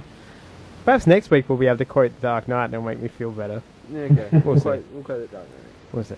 So yeah, well that brings us to the end for this week. So thank you once again for listening. I hope you enjoyed it as much as we did. On behalf of myself, Red Thunder, Adam Gerard, the Honey Badger himself, Terry O'Neill. See you later, guys. And I'm too cool for a nickname, Braden Ahern. There you go. We'll see you all next week. And who are you? I'm Batman. I'm Batman. I'm Batman. I'm Batman. Yes, I'm Batman. Telegram. I am Batman.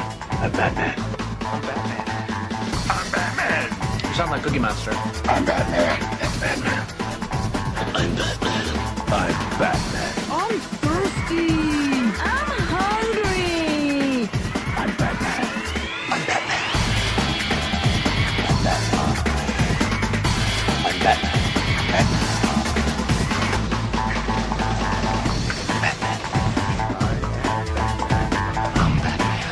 Darling, I don't have to answer to you. I'm Batman.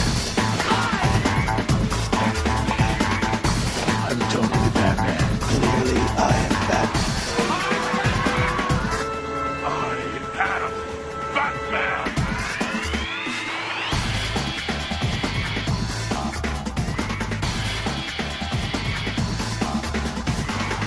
This has been a Cabana production.